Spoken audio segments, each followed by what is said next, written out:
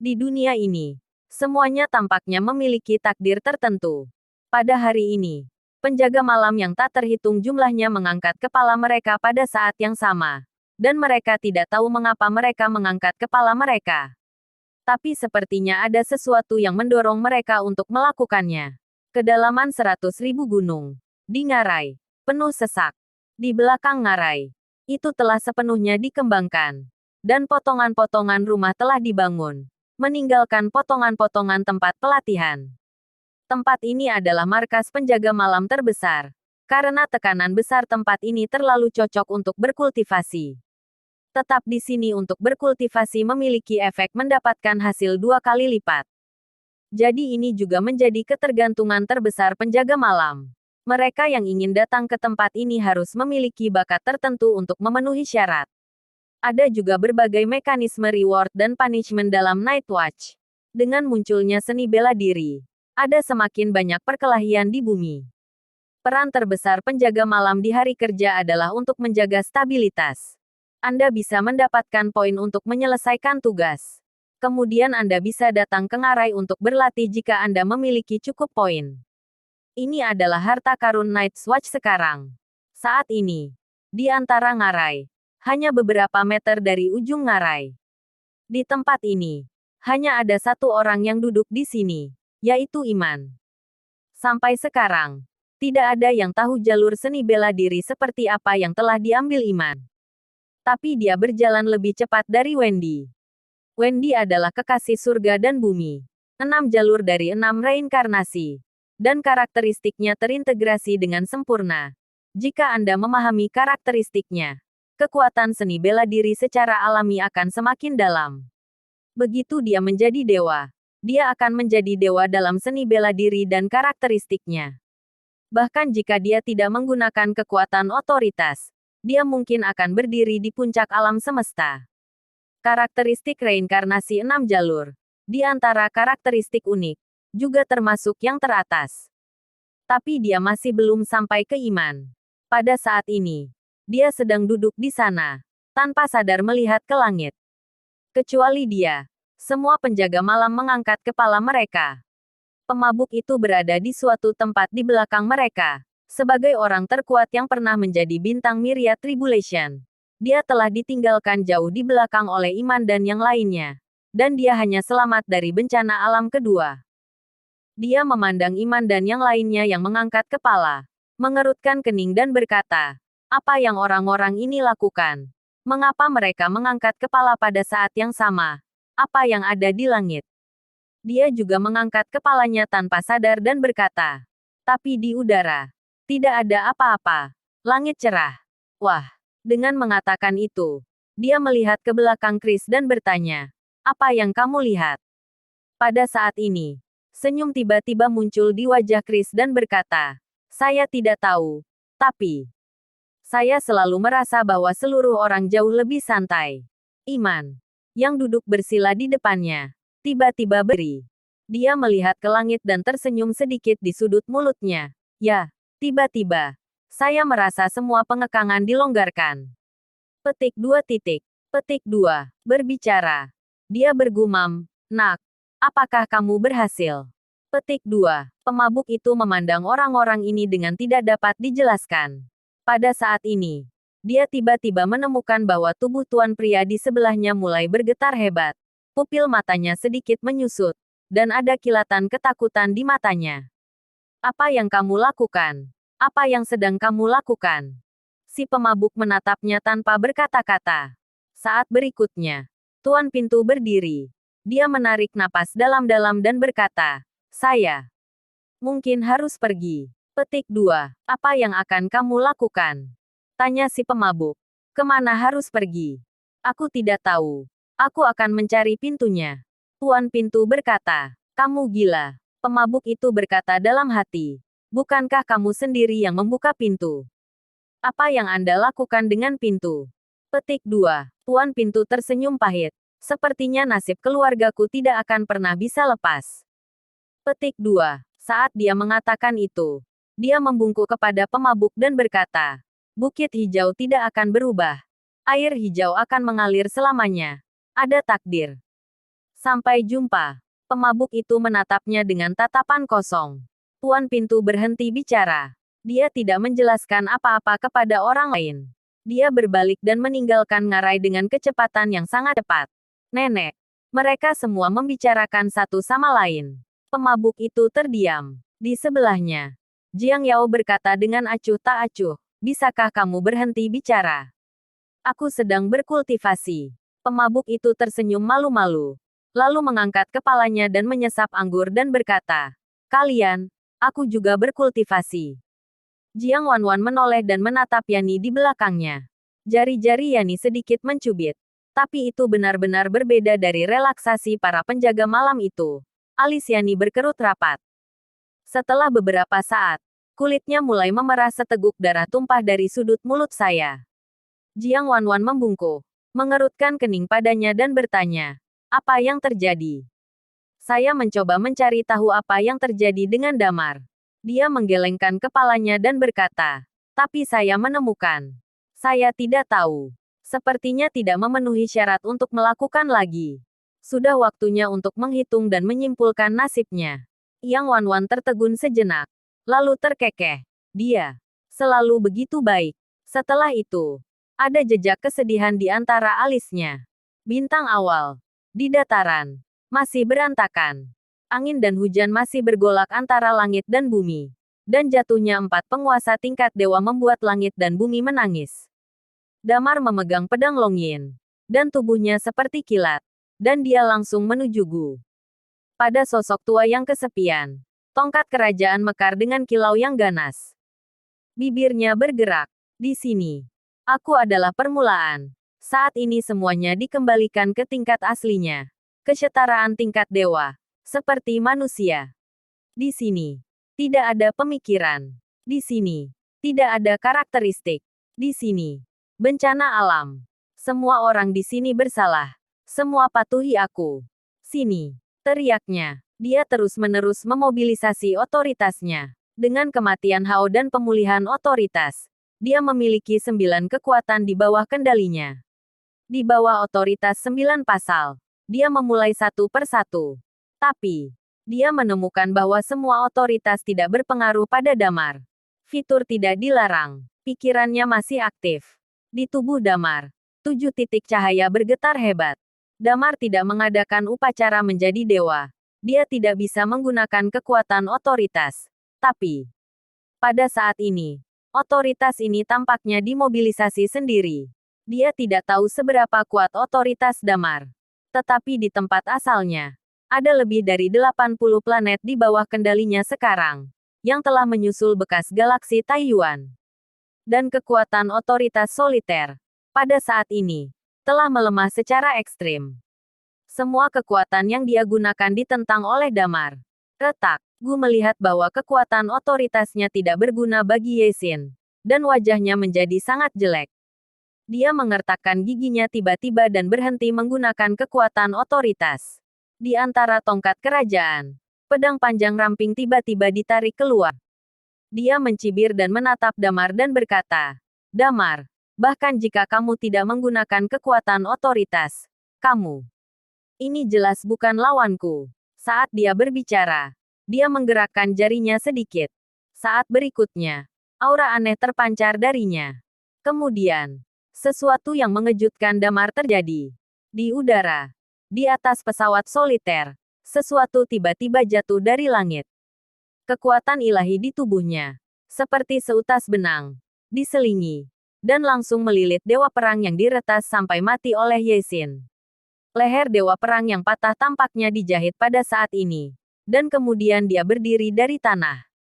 Pengontrolnya, Damar mengerutkan kening. Pada saat yang sama, dia bisa dengan jelas melihat 2 sosok yang jatuh dari langit. Salah satunya adalah dewa matahari yang dibelah menjadi 2. Yang lainnya adalah Jiseng, dewa kebijaksanaan yang dibunuh oleh Damar. Tetapi tubuh mereka tampaknya telah dijahit bersama oleh jarum dan benang saat ini. Mereka jatuh ke tanah, memegang senjata, dan mata mereka tampak tumpul. Itu bukan karakteristik troll. Pada saat ini, Yao mengingatkan, ini adalah karakteristik soliter, yang disebut boneka. Di antara karakteristik yang langka, sangat sedikit yang ada. Anda tahu mengapa kecuali saya dan Su. Semua apakah Anda tunduk padanya? Petik 2. Karena dia menggunakan kekuatan boneka ketika dia memberi orang-orang itu otoritas. Jadi, mereka harus dikendalikan olehnya berkali-kali. Yao tersenyum pahit. Xing Yao dan King Yu telah mencoba untuk menyingkirkan kendali ini. Tapi selama bertahun-tahun yang tak terhitung jumlahnya, itu tidak berpengaruh. Kecuali dia mati, keduanya tidak akan pernah bebas. Yao berkata, sekarang mereka mati. Dia dapat dengan mudah menggunakan mereka sebagai bonekanya untuk bertarung. Tetapi mereka sudah mati. Karakteristik mereka telah runtuh, dan hanya para dewa yang tersisa. Bagimu, ancamannya tidak terlalu besar. Gu mencibir. Pergi. Ini adalah boneka yang dibuat oleh mayat master tingkat dewa. Bahkan jika mereka tidak memiliki karakteristik dan seni bela diri, kekuatan fisik mereka masih sangat kuat. Damar mencibir. Pada saat ini, banyak fragmen terjerat ke arah Gu. Retak. Damar menjentikkan jarinya. Dan potongan-potongan kertas tiba-tiba meledak. Dan sinar cahaya bergema pada saat ini. Beberapa konfeti meledak. Dan beberapa konfeti berubah menjadi penampilan Damar pada saat ini. Melambaikan pisau dan langsung menuju yang kesepian. Pertarungan Master Juggler selalu sangat indah. Di masa lalu, Damar tidak terlalu memperhatikan penggunaan karakteristik Master Juggler saat bertarung. Dan dia hanya menggunakan kekuatan hukumnya. Gu mencibir. Beri aku kematian. Di depan, 3 dewa matahari dengan cepat melambaikan senjata mereka. Namun, ada terlalu banyak potongan kertas, dan terlalu banyak siluet. Pada titik tertentu, sosok-sosok ini tiba-tiba berkata pada saat yang sama, Gu, kamu adalah binatang buas. Sebelumnya kamu memperlakukan mereka sebagai anjing. Setelah mati, kamu tidak akan membiarkan mereka beristirahat dengan tenang. Suara itu sepertinya datang dari segala arah. Aku akan memberimu tumpangan untuk mereka. Suara itu bergema. Di kejauhan, semua orang melihat pemandangan ini dan tampak sedikit terkejut. Pada saat ini, Damar berada di kekuatan penuh. Momentumnya telah mencapai puncaknya. Dan di bawah koordinasi Juggler, kerjasama antara berbagai karakteristik tampaknya saling melengkapi. Termasuk para penonton itu. Pada saat ini, agak tidak jelas siapa yang asli dan siapa yang palsu. Selain memiliki karakteristik jiwa, pada titik waktu tertentu, semua orang ditebas. Wajah Gu berubah. Dia dengan cepat memulai. Dan kekuatan seni bela diri yang aneh menyebar dari tubuhnya. Energi sejatinya melonjak. Dan hantu berubah menjadi potongan kertas dan jatuh. Kaca. Pada saat ini, yang menyambutnya bukanlah Damar, tetapi puing-puing seperti bola meriam. Peningkatan karakteristik Damar, dikombinasikan dengan karakteristik atribut angin, membuat kematian kerikil ini sangat menakutkan. Dan di atas kerikil ini, ada juga kekuatan seni bela diri. Hukum kehancuran. Bang, bang, bang. Gu mencibir. Dan dia langsung bertanya. Mayat 3 orang diblokir di depannya. Rao adalah tubuh dewa mereka. Dan bagaimanapun, dia telah mati. Pada saat ini, kekuatan seni bela diri Damar sudah sangat besar. Puing-puing itu jatuh pada mereka bertiga. Langsung menghancurkan tubuh mereka menjadi berkeping-keping. Tapi mereka tampaknya tidak sadar. Bahkan jika tubuh mereka akan hancur, mereka melambaikan senjata mereka dan menyerang Damar lagi. Retak. Pada saat ini, Damar menjentikkan jarinya dan tiba-tiba muncul di atas kepala Gu.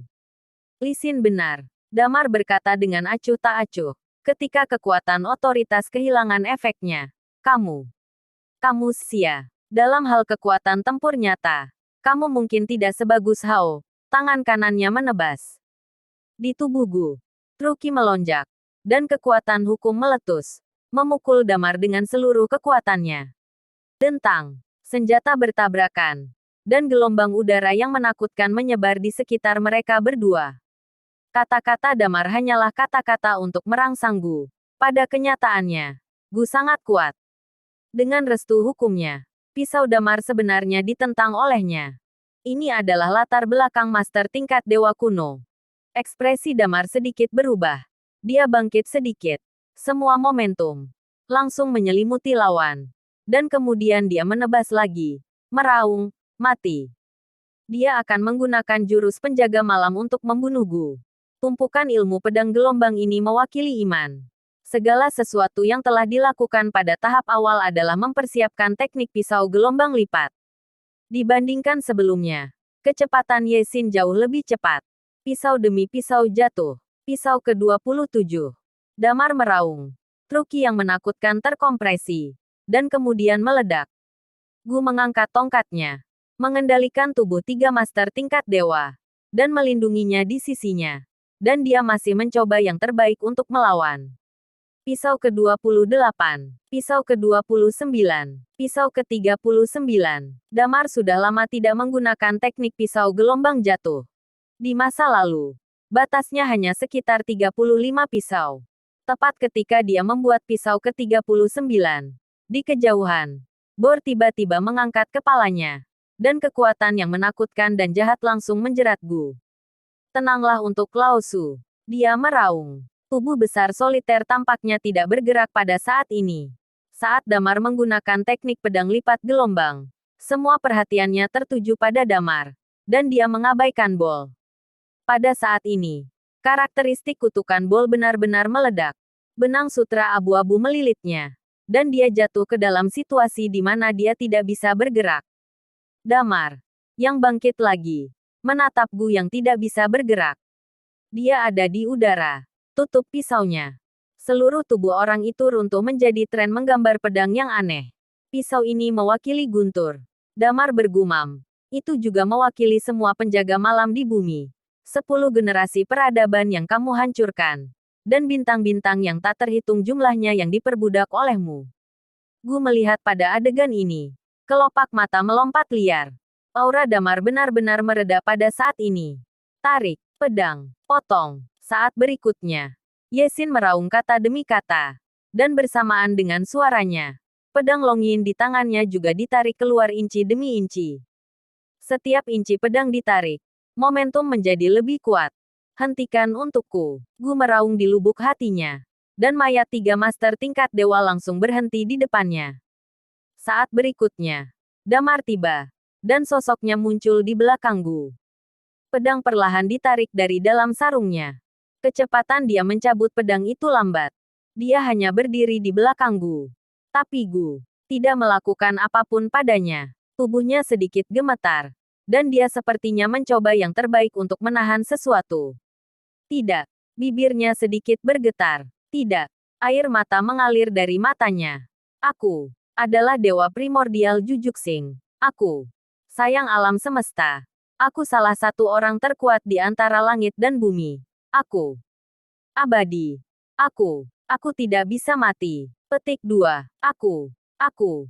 Ketika dia mengatakan yang terakhir, magma mulai meluap di mulutnya.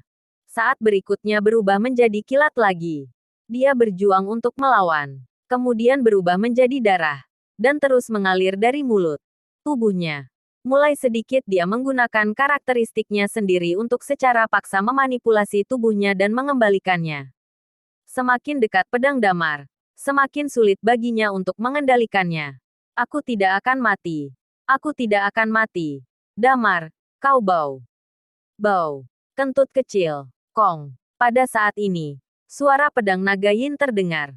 Dan sarungnya bertabrakan bergema. Pada saat yang sama, Damar bergumam, semuanya sudah berakhir. Boom. Pada saat ini, murid-murid dari mereka yang menonton pertempuran tiba-tiba menyusut. Tubuh Gu tiba-tiba mengeluarkan suara ledakan. Dalam sekejap, gelombang udara yang menakutkan mengamuk. Dan kekuatan seni bela diri, kekuatan hukum, dan ki sejati yang terkompresi meledak sepenuhnya pada saat ini. Seluruh tubuh Damar terpesona. Pada saat yang sama, seutas tali pancing terbang. Langsung menjerat Damar. Menarik Damar menjauh dari pusat ledakan. Ini, murid kaisar menyusut sepenuhnya ketika dia melihat pemandangan ini. Langkah Damar terlalu menakutkan. Mereka berjauhan. Dan gelombang udara yang menakutkan membuat mereka merasa sedikit tertekan. Seperti yang Damar katakan. Melihat gerakan ini, tidak ada yang berani menyerang bumi lagi. Kecuali Pria itu. Semua orang tidak bisa membantu tetapi mengalihkan pandangan mereka ke sisi Tian Yuan. Mungkin di alam semesta ini, hanya Tian Yuan yang bisa meledak dengan kekuatan seperti itu. Di mata Tian Yuan, ada juga pandangan yang mencengangkan. Dia menatap Damar dengan penuh semangat, tidak tahu apa yang dia pikirkan. Ketika gelombang udara menghilang, di kejauhan, 4 mayat compang camping tergeletak di lubang besar yang dalam. Pada saat yang sama, omelan marah terdengar. Bocah bau, mengapa kamu ingin membunuhku bersama? Damar ditarik kembali oleh lelaki tua yang sedang memancing. Dia berdiri di tanah dan mencoba yang terbaik untuk menahan kelemahannya di tubuhnya. Dia tersenyum dan berkata, keinginanmu terpenuhi. Bor melihat mayat di bawah. Dia tercengang. Lalu dia tiba-tiba menoleh dan melihat ke arah tempat asalnya. Lalu menancapkan pedang panjangnya di tanah. Dia berlutut ke tempat asal dan bergumam, Ibu. Ibu. Aku membalaskan dendammu. Aku mati sendiri. Aku memenuhi keinginanmu yang telah lama disayangi. Aku memenuhi. Gumamnya. Air mata terus mengalir. Ke dan Yun berlumuran darah. Melihat lubang besar di depan mereka. Mata mereka sedikit basah. Sebuah era. Puluhan ribu waktu tahun. Mereka ditangkap dan diperbudak oleh Gu. Pada saat ini, pelakunya akhirnya mati. Talia berdiri di samping Damar. Dia juga sangat lemah. Dan perlu didukung oleh Yusi untuk berdiri teguh. Tapi kali ini, dia memiliki senyum di wajahnya. Dia bahkan tidak memiliki kekuatan untuk berbicara. Tetapi senyumnya cerah. Dan 2 garis air mata mengalir di senyum cerahnya. Damar tampaknya relatif tenang.